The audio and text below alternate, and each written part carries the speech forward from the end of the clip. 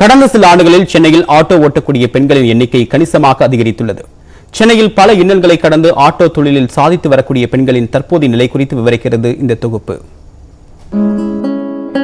ஆண்களுக்கு சளைத்தவர்கள் அல்ல பெண்கள். கல்வி, விளையாட்டு, விஞ்ஞானம் என்று அனைத்து துறைகளிலும் சாதித்து வருகின்றனர். குறிப்பாக தமிழகத்தில் சாதித்துக் கொண்டிருக்கும் பெண்களுக்கு பஞ்சமே இல்லை. படித்தும் வேலை கிடைக்காத சென்னை பெண்களும் மாற்று வழியை கண்டறிந்து பாங்குடன் வாழ்ந்து வருகின்றனர்.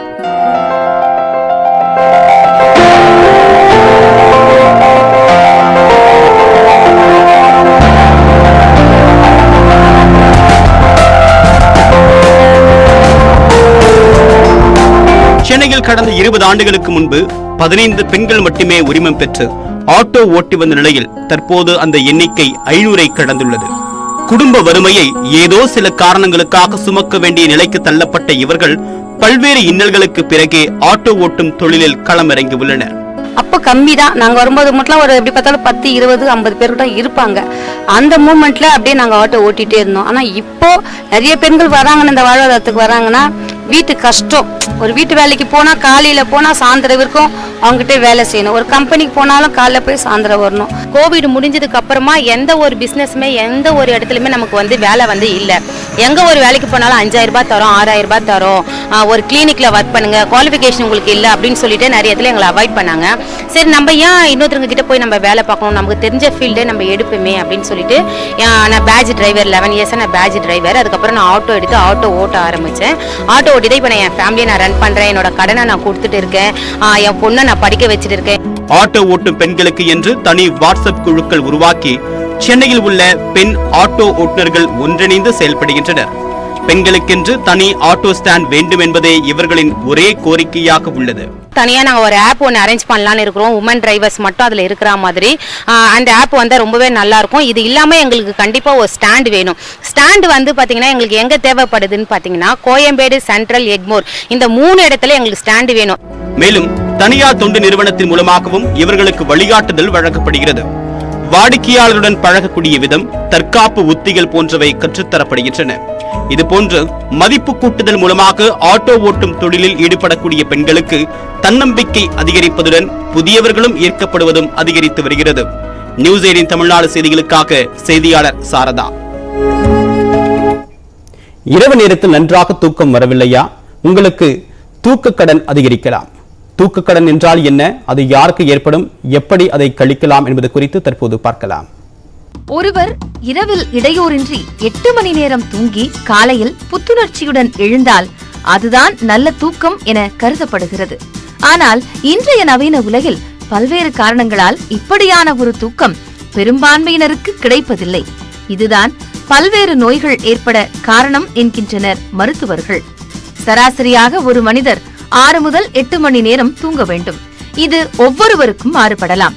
குறைந்த நேரமே தூங்கும் போது தூக்கத்தை கடன் போல சேர்த்து வைத்துக் கொள்கிறோம் என்று மருத்துவர்கள் கூறுகின்றனர். இந்த தூக்க கடன் தீராவிட்டால் உடலிலும் மனதிலும் பல பாதிப்புகள் ஏற்படலாம். உதாரணமாக 8 மணி நேரம் தூங்க வேண்டியவர் 10 நாட்களுக்கு தொடர்ந்து 7 மணி நேரம் மட்டுமே தூங்கினால் தூக்க கடன் ஏற்படலாம். இரவில் நீண்ட நேரமும் அதிகாலையில் சீக்கிரம் எழுந்து வேலை செய்பவர்கள், 8 மணி நேரத்திற்கு மேல் வேலை செய்பவர்கள், நள்ளிரவு கடந்தும் தூங்காதவர்களுக்கு தூக்க கடன் ஏற்படலாம்.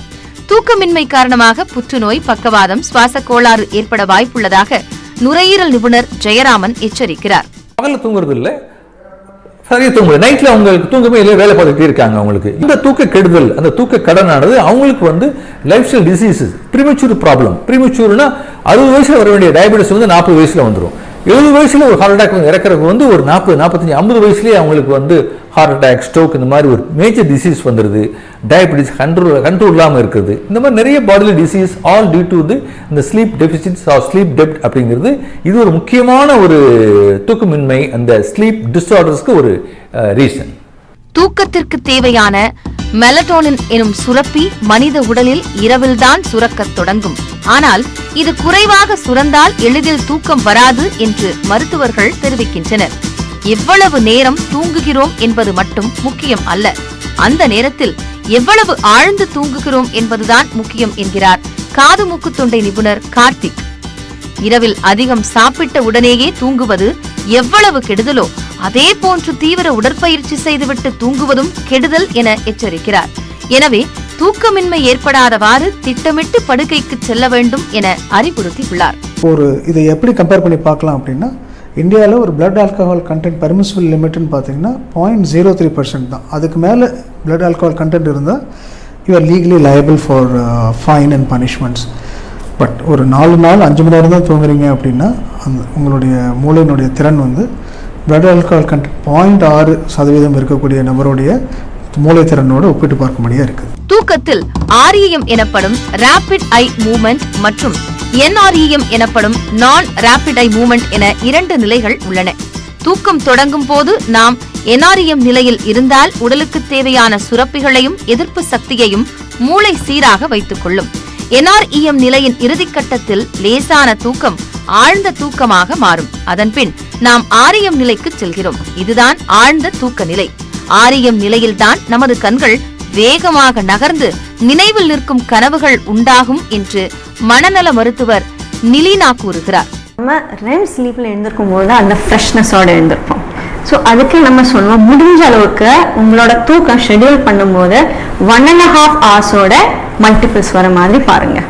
So that you can time your sleep in a way to get up during your REM cycle. நம்ம NREM ஸ்லீப்லேருந்து எழுந்திருக்கும் போது கொஞ்சம் தூக்கம் கலக்கம் இருக்கும், அந்த கிராகினஸ் இருக்கிறதுக்கு வாய்ப்பு ஜாஸ்தி. பொதுவாக கடன் வைத்திருந்தால் தனது நிம்மதி தூக்கமே போய்விட்டது என்று புலம்பும் பலரை பார்க்க முடியும். ஆனால் தூக்கத்தையே கடனாக வைக்கும் நிலைக்கு இன்று பலரும் தள்ளப்பட்டுள்ளனர்.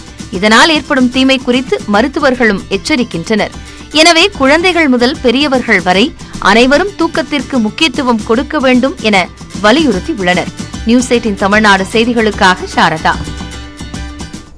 தேனி மாவட்டம் பெரியகுளம் அருகே சோலார் மின்வேலி பயன்படுத்தி வரக்கூடிய விவசாயிகள் விளைநிலங்களை ஒட்டி ஏற்கனவே அமைக்கப்பட்டக்கூடிய அகழிகளை சீரமைத்து தர வேண்டும் என்று கோரிக்கை விடுத்துள்ளனர்.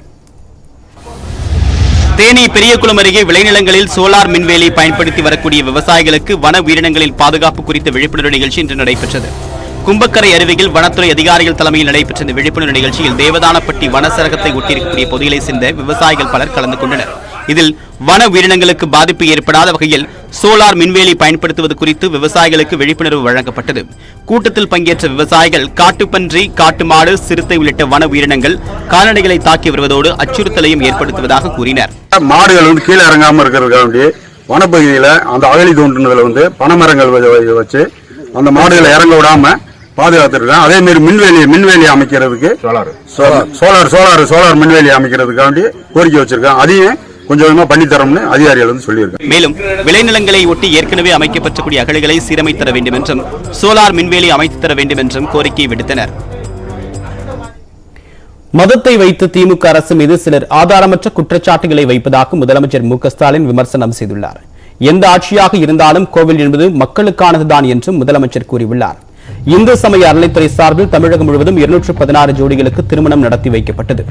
31 ஜோடிகளுக்கான திருமண விழா திருவான்மையூர் மருந்தீஸ்வரர் கோவில் திருமண மண்டபத்தில் நடைபெற்றது.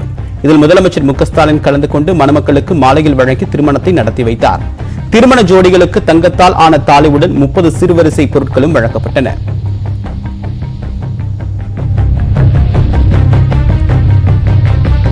தொடர்ந்து உரையாற்றிய முதலமைச்சர் மு.க.ஸ்டாலின் மதத்தை வைத்து திமுக அரசு மீது சிலர் ஆதாரமற்ற குற்றச்சாட்டுகளை வைப்பதாக சாடினார். கோவில் என்பது மக்களுக்கானதுதான் என்றும் யாருடைய தனிப்பட்ட சொத்தும் அல்ல என்றும் அவர் குறிப்பிட்டுள்ளார். நாட்டத்தை அவங்க தொடர்ந்து புறத்திக் கொண்டிருக்கிறாங்க. அரசியல் செய்வதற்கு எதுவும் அவங்களுக்கு கிடைக்கல. அதனால மதத்தை வச்சு நம்ம மீது இன்றைக்கு பல பழிகளை, குற்றங்களை, குறைகளை சொல்லிக் கொண்டிருக்கிறாங்க. அதெல்லாம் ஆதாரம் இருக்கான்னு கேட்டா எந்த ஆதாரம் கிடையாது. தொடர்ந்து பேசிய முதலமைச்சர் மணமக்கள் 2 குழந்தைகளுடன் நிறுத்திக் கொள்ள வேண்டும் என்று அறிவுரை வழங்கினார். இல்லற வாழ்க்கையில் சமத்துவத்தை கடைபிடிக்க வேண்டும் என்று கூறிய முதலமைச்சர் இதை தான் முதல்வராக இல்லாமல் தந்தையாகவே கூறுவதாகவும் நெகிழ்ச்சியுடன் குறிப்பிட்டார். உங்களெல்லாம் நாம் இருவர் நமக்கு மூவர் என்று சொன்னோம். அது படிப்படியாக குறைஞ்சு நாம் இருவர் நமக்கு இருவர். இப்ப என்ன பார்த்தீங்கன்னா நாம் இருவர் நமக்கு ஒருவர். நாளைக்கு இதுவும் மாறலாம். நாம் இருவர் நமக்கே இன்னொருவர். நான் ஒரு விளம்பரத்தை பார்த்தேன், நாமே குழந்தை நமக்கேன் குழந்தை, இப்படி எல்லாம் பிரச்சாரம் இருக்கு. எல்லாம் சீர்தூக்கி பார்த்து எதற்கு? நாட்டினுடைய நன்மை கருதி, குடும்ப சூழலை கருதி நீங்கள் உங்கள் செல்வங்களை பெற்று அதற்கு அழகான தமிழ் பெயர்களை சூட்டுங்கள் என்று உங்களை அன்போடு நான் இந்த நேரத்தில் கேட்டுக்கொள்கிறேன்.